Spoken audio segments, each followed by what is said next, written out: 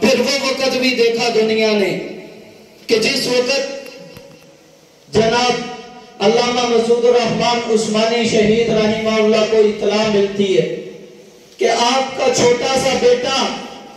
جو صرف 6 سال کی عمر کا ہے مدرسے جاتے ہوئے رستے میں ایکسیڈنٹ میں شہید ہو جاتا ہے، تو والد محترم کو خبر ملتی ہے کہ آپ کا بچہ اب اس دنیا میں نہیں رہا۔ تو والد محترم نے یہ نہیں کہا کہ بھی سارا کچھ چھوڑ چھاڑ کر میں فوراً بھاگ کر پہنچ جاؤں اس کے جنازے پر۔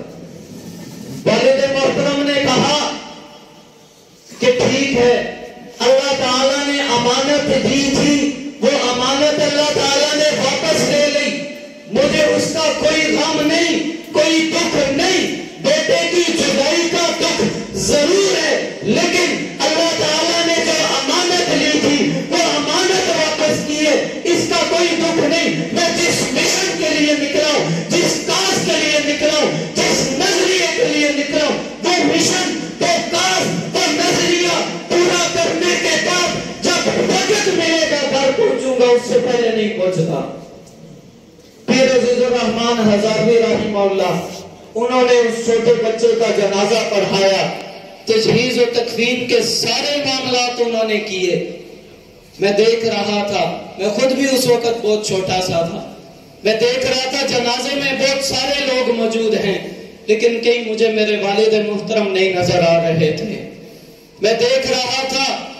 جنازے میں آنے والوں کی تعداد، علماء اکرام بہت سارے تھے، لیکن مجھے اپنے ابا کی تلاش تھی کہ میں ان کے گلے سے لگ کر کہتا کہ میرا بھائی دنیا سے چلا گیا جو ابھی کچھ وقت پہلے میرے ساتھ تھا۔ میرے ابا نہیں مجھے نظر آئے۔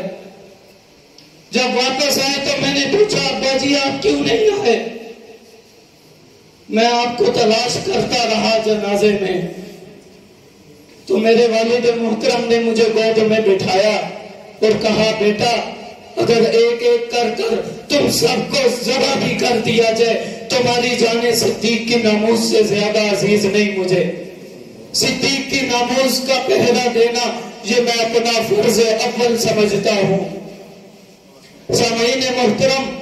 میں نے وہ وقت بھی دیکھا کہ میری والدہ محترمہ انتہائی حالت میں کینسر کا شکار ہیں، بات نہیں کر سکتی، کھانے کی نالی پیٹ میں لگی ہوئی ہے،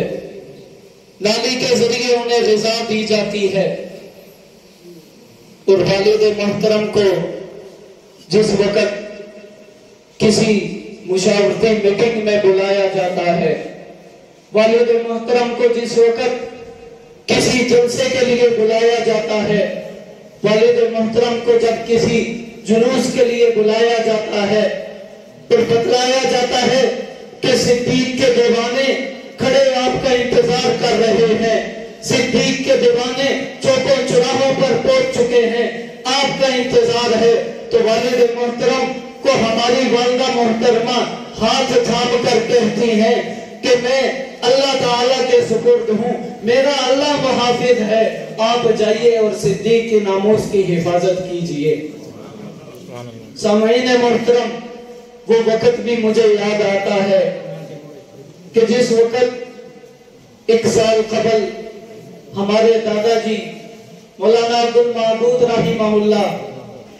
نماز پڑھ رہے ہیں، میں قریب بیٹھا ان کے ساتھ، سلام پھیر کر مجھے آواز دیتے ہیں اور کہتے ہیں کہ مجھے اٹھاؤ۔ میں جب اٹھاتا ہوں تو ان کی لاتوں کے اندر جان باقی نہیں ہے، ان کو مشکل سے میں بستر پر لٹا دیتا ہوں، والد محترم کو میں فون کرتا ہوں، صورتحال بتلاتا ہوں، میں کہتا ہوں آپ کہیں قریب ہیں تو آ جائیں، دادا جی کی حالت مجھے بہتر نہیں لگ رہی۔ والد صاحب مجھے کہتے ہیں کہ جاؤ بیٹا ایمبولینس منگواؤ اور دادا جی کو اس میں ہاسپٹل لے کر جاؤ۔ میں دادا جی کے ساتھ ہاسپٹل چلا جاتا ہوں، وہاں پر ڈاکٹرز بتاتے ہیں کہ ان کا آپریشن کرنا پڑے گا۔ میں پھر والد محترم کو فون کرتا ہوں، میں بتلاتا ہوں کہ وہ ایسا ایسا کہہ رہے، میرے خیال کے مطابق آپ زیادہ دور تو نہیں تھے، واپس آ جائیے، دادا جی کی طبیعت بہتر نہیں۔ پھر مجھے کہتے ہیں آپ آپریشن کی تیاری کروائیے، میں پہنچ جاؤں گا۔ جس وقت دادا جی کو آپریشن تھیٹر کی طرف لے جایا جا رہا تھا، اس وقت والد محترم پہنچتے ہیں، بڑے محبت بڑے انداز میں دادا جی کے ہاتھوں میں اپنا ہاتھ ڈال دیتے ہیں اور ہاتھوں کو چومتے ہیں۔ وہ دادا جی کہ جو بیمار جب ہوئے، جب نماز کے دوران ہی ان کی کیفیت عجیب ہوئی، سلام پھیرنے کے بعد ذکر اللہ کے علاوہ کوئی بات نہ انہوں نے کہی، اپنے آخری دم تک صرف ذکر اللہ میں مشغول رہے، اللہ اللہ کی صدائیں لگاتے رہے۔ وہ دادا جی جب والد محترم کو دیکھتے ہیں تو عجیب سی مسکان ان کے چہرے پر میں دیکھتا ہوں، اور پھر قریب کر کر پوچھتے ہیں کیا صدیق کی ناموس کا تحفظ کر کر آ رہے ہو؟ کیا جس مشن پر گئے تھے وہ مشن مکمل کر کر لوٹے ہو، یا اس مشن کو ادھورا چھوڑ کر میرے پاس آ گئے ہو؟ تو والد محترم بتلاتے ہیں کہ الحمدللہ جس مشن کے لیے نکلا تھا، جس کاز کے لیے نکلا تھا، جس نظریے کے لیے نکلا تھا، وہ مشن بھی مکمل کیا، وہ کاز بھی مکمل کیا۔ صدیق کے دشمن کو جیسے پہلے للکارتا تھا، اسی انداز میں ابھی بھی للکار کر آ رہا ہوں۔ میں نے ضروری سمجھا کہ پہلے صدیق کے دشمن کو للکاروں، اس کو بتلا دوں کہ صدیق کے خلاف اگر تیری زبان نکلے گی تو عثمانی خاموش کبھی نہیں بیٹھ سکتا، چاہے اس کے والد کا آپریشن ہی نہ کیوں نہ شروع ہو رہا ہو۔ تو جب میں یہ الفاظ سنتا ہوں تو عجیب سے میرے دماغ کی کیفیت ہو جاتی ہے۔ میں کہتا ہوں ابا جی، دادا جی کی حالت آپ نے نہیں دیکھی اس وقت، میں قریب تھا، میں نے دیکھا دادا جی کو، میں نے دیکھا کس اذیت میں تھے وہ، اور آپ کہہ رہے ہیں کہ میں آ جاتا۔ وجہ کیا تھی؟ تاخیر ہونے کی کیا وجہ تھی؟ تو بتلانے لگے کہ ایک سیمینار تھا جو جناب سیدنا صدیق اکبر رضی اللہ تعالیٰ عنہ کے حوالے سے رکھا گیا تھا، میں اس میں گیا تھا۔ میں ضروری سمجھتا تھا کہ سیمینار میں آئے ہوئے لوگوں کو بتلاؤں کہ صدیق اکبر کون سی شخصیت کا نام تھا۔ میں ضروری سمجھتا تھا کہ سیمینار میں آنے والے لوگوں کو بتلاؤں کہ میرا والد زیادہ عزیز نہیں، یہ سیمینار زیادہ عزیز ہے جو صدیق کی ناموس کے لیے رکھا گیا۔ پھر حضرت دادا جی اسی مرض کے اندر، اسی آپریشن کے بعد وفات پا جاتے ہیں، اس دار فانی سے دار البقا کی طرف رخصت ہو جاتے ہیں۔ تو جب میں ان کے جنازے پر والد محترم کو دیکھتا ہوں، اس وقت یہ نہیں کہا انہوں نے کہ میرا والد چلا گیا، مجھے رونا آ رہا ہے، میرا والد چلا گیا، مجھے اس کا بہت زیادہ دکھ ہے، مجھے افسوس ہے۔ آپ حضرات میں سے بھی جو جنازے پر آئے ہوں گے انہوں نے سنا ہوگا وہ جبل استقامت کہ جس نے اپنے والد کے جنازے کو دیکھتے ہوئے بھی اپنی آنکھوں میں آنسو لانے کے بجائے امت کو یہ پیغام دیا کہ صحابہ کے غلاموں، صحابہ کے ناموس کی بات جہاں پر ہو وہاں پر ضرور میدان میں نکل آنا۔ میں اپنی والدہ کے جنازے پر بھی والد محترم کو کچھ اسی انداز کی گفتگو کرتے ہوئے دیکھتا ہوں کہ ہماری والدہ محترمہ کہ جنہوں نے 35 سال کی رفاقت گزاری، جنہوں نے 35 سال والد صاحب کے ساتھ اس انداز میں گزارا کہ والد محترم خود فرماتے ہیں کہ کوئی شخص اگر تحریکی زندگی میں کامیابی حاصل کرنا چاہتا ہے تو ضروری ہے کہ اسے گھریلو زندگی میں آزادی حاصل ہو، گھریلو زندگی میں کوئی پریشانیاں نہ ہو۔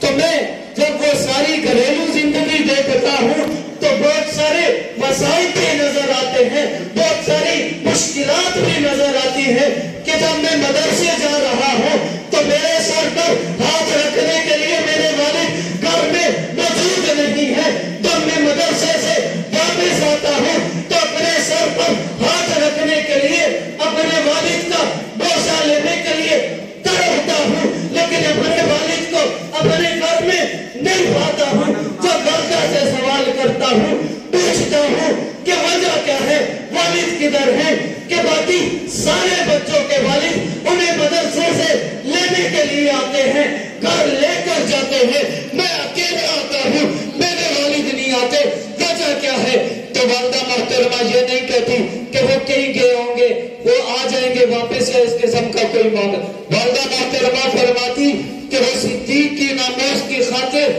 تمہیں یہاں مدرسے میں چھوڑ کر گئے ہیں، جب تک وہ واپس نہیں آتے تم بھی صدیق کی ناموس کی خاطر جو اساتذہ سبق پڑھائیں اسی کو محنت کے ساتھ پڑھو، اسی کو دل لگی کے ساتھ پڑھو. جب ان کے آنے کا وقت ہوگا وہ آئیں گے بھی، تمہیں گلے سے بھی لگائیں گے، تمہیں سینے سے بھی لگائیں گے، لیکن کبھی یہ سوال نہیں کرنا کہ وہ کیوں گئے ہیں. وہ گئے صرف صدیق کی ناموس کے لیے. اگر کسی دنیاوی کام کے لیے گئے ہوتے، کسی دنیاوی معاملے کے لیے گئے ہوتے تو میں ضرور ان کو روکتی، لیکن جب میں صدیق کا نام سنتی ہوں تو میں خاموش ہو جاتی ہوں. جب صدیق کا نام آ جائے تو میری زبان بند ہو جاتی ہے. مجھے پتہ لگ جاتا ہے کہ میری نجات کے لیے صرف ایک یہ ادنا سی کاوش ہی کافی ہے کہ گھر کے جیسے کیسے معاملات ہوں، کبھی کھانے کو ملا کبھی نہ ملا. کبھی تو ایسا وقت بھی آیا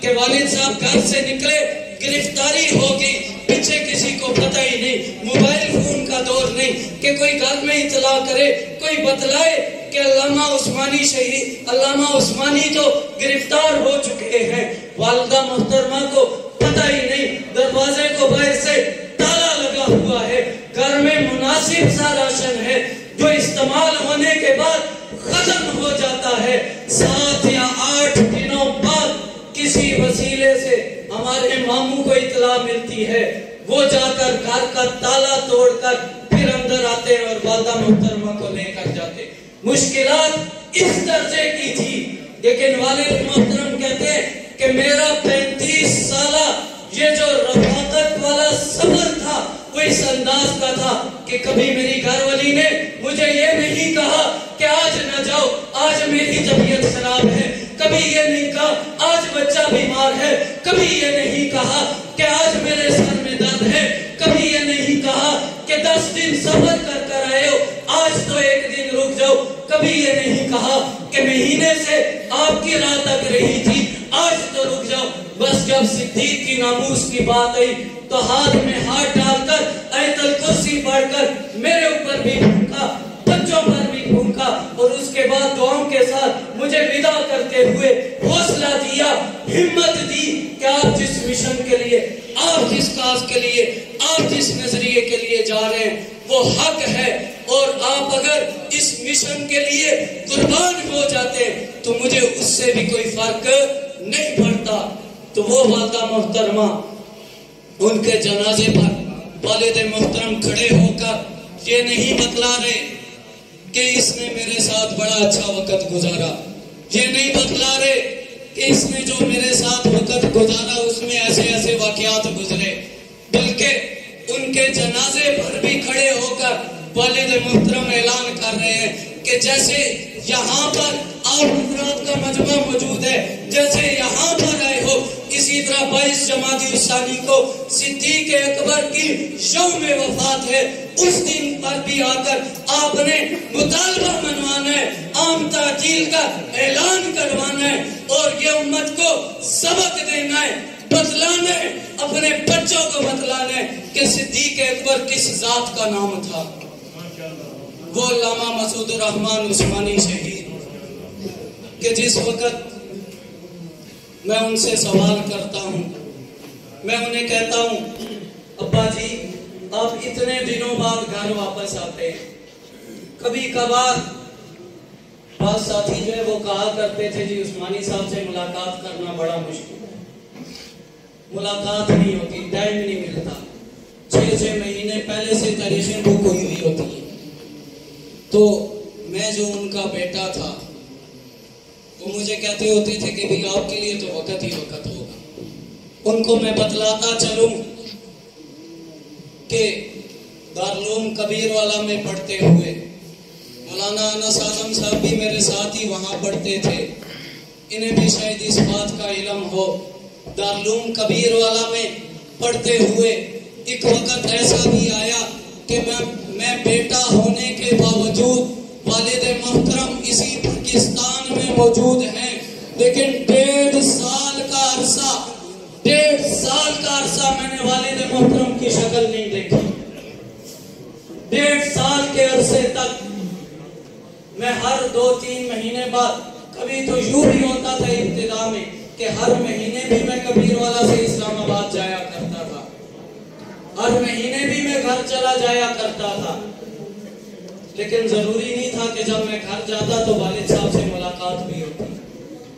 ان سے کئی دفعہ کئی مواقع ایسے آئے کہ ملاقات نہیں ہوا کرتی تھی، اور جب ملاقات بھی ہوتی تو والد صاحب جب سفر سے آتے تو آنے کے بعد جب وہ بیٹھتے ہمارے ساتھ 8-10 دن کا لمبا سفر کیا ہوتا، کبھی کبھار مہینوں کا سفر ہوتا، جب واپس آ کر بیٹھتے تو آ کر بیٹھنے کے بعد نہیں کہتے کہ جی آپ تھکاوٹ ہے، بس مجھے دعاؤ میری خدمتیں کرو اور مجھے 3-4 دن کے لیے سونے دے دو، بلکہ 10-15 منٹ پاس بیٹھتے، گپ شپ ہوتی، حال احوال پوچھتے، اس کے بعد کہتے جاؤ بیٹا جا کر آرام کرو، جاؤ جا کر سو جاؤ اپنے بستروں پر۔ اور پھر اس کے بعد جب کبھی آنکھ کھل جاتی تو والد محترم کو ہم دیکھتے کہ وہ مصلے پر بیٹھے گڑ گڑا رہے ہیں،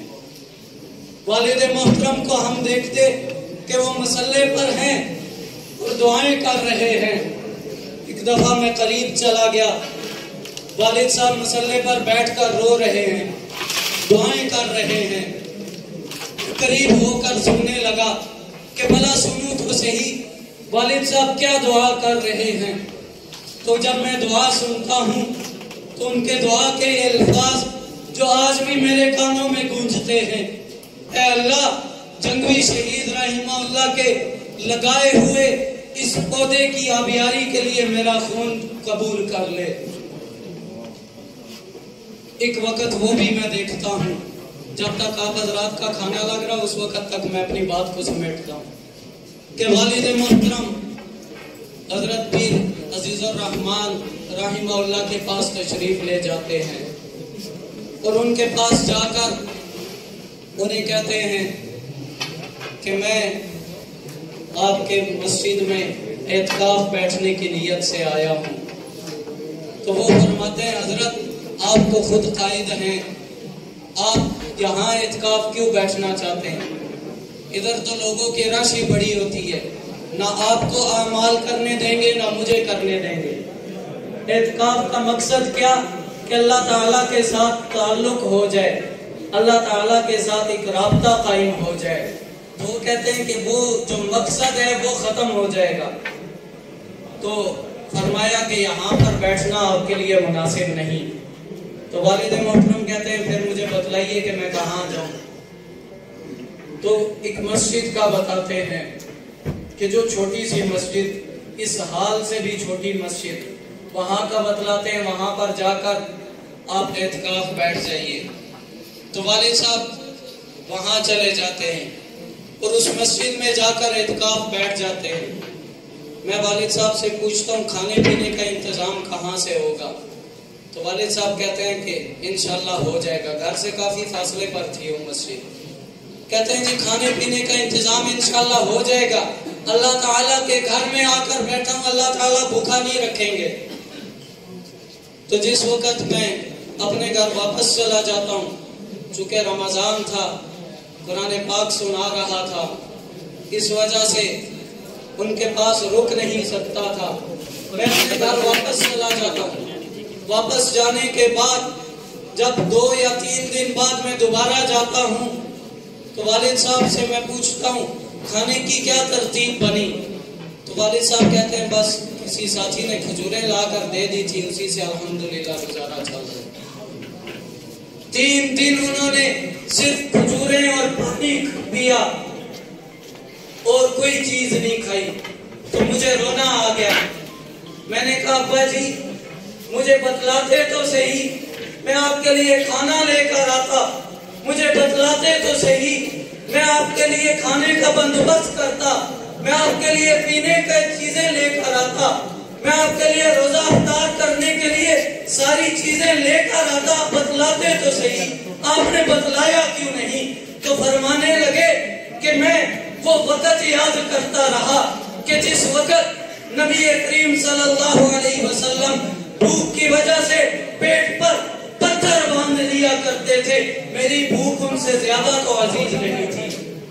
میری بھوک ان سے زیادہ مقدم نہیں تھی. میں جب تلاوت کلام پاک میں مشغول ہو جاتا مجھے پتہ ہی نہیں چلتا کہ میں نے روزہ رکھا بھی ہے یا نہیں. تلاوت کلام پاک میں مشغول ہوتا تو تلاوت کرتے کرتے میری بھوک بھی ختم ہو جاتی, میری پیاس بھی ختم ہو جاتی. تلاوت کلام پاک میں کرتا تو اس کلام کی تاثیر اس قدر تھی کہ میں اس کے اندر اتنا زیادہ کھو جاتا کہ مجھے پتہ ہی نہیں لگتا کہ میں نے روزہ رکھا ہوا ہے یا نہیں رکھا ہوا. اس انداز کی زندگی گزار کر گئے, اس انداز کی مشقتیں برداشت کر کر گئے, اس انداز کی محنتیں کر کر گئے.